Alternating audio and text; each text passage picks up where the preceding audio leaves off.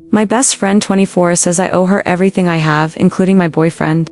I know I should be careful calling someone my best friend in a post like this, but I don't know how else to refer to Jessie. Our parents are close, so we grew up together. Jessie always had my back, especially in high school. She was at the top of the social ladder, and I should have been at the bottom. But no one messed with me because I was Jessie's friend. Jessie has always been someone who craves attention. I never minded nobody's perfect, right? But now that I have my first real boyfriend, she doesn't seem to know how to behave around him. Every time we're together, she's very handsy with him. Touching his arms, running her fingers through his hair, even playfully spanking him. It makes me uncomfortable, but maybe it's normal. Jessie has lots of guy friends, so maybe I'm just overreacting. My boyfriend doesn't seem to think much of it either. Am I just being jealous? Then, something happened yesterday that really threw me off. My boyfriend and I had separate plans, so he headed to a friend's house party alone. Jessie started texting me things like, "Girl, get here now. Your BF is wasted. LOL, we're so drunk. You need to come stop us, and I can't behave if you don't get here soon." The book club ran late, and her texts just kept getting to me. I'm not a confrontational person, so I brushed it off. When I finished, I called my boyfriend to pick him up, expecting him to be drunk. But when he got in the car, he was stone cold sober. I showed him Jessie's texts, and he got upset, saying she was lying. He wasn't even hanging out with her, but with an old friend. He told me I should have texted him about her messages so he could confront her, adding, "Since you never seem to set boundaries with that girl." Now, I'm wondering if I should confront Jessie. Maybe she was just being playful. I don't want it to look like I don't trust her. Am I overreacting?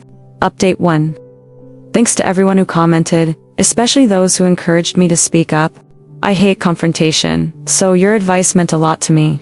Last night, Jessie asked for my help choosing outfits for an event. I decided it was a good time to bring it up. I was polite and told her I knew she didn't mean any harm, but her behavior with my boyfriend made me uncomfortable. I asked if she could tone it down. I should have said stop, but I chickened out. She didn't say anything mean, but her attitude was off. She gave me this weird smile and just said, "Okay." We moved on, but it felt tense. Later, I texted a mutual friend to ask if Jessie seemed upset. He replied, "Watch it." I pressed him and he sent screenshots of texts between him and Jessie where she trashed me, calling me a prude and saying I was ungrateful. He told me he was done with her and that I should watch it. I'm not sure how to handle this. Jessie texted me late last night saying she knew about the screenshots and claimed I was just being jealous. She even suggested she could have my boyfriend if she wanted. I haven't responded yet. What should I do? Update 2. Turns out my boyfriend was sleeping with her. A friend sent me more screenshots texts between Jessie and my now ex-boyfriend, confirming everything.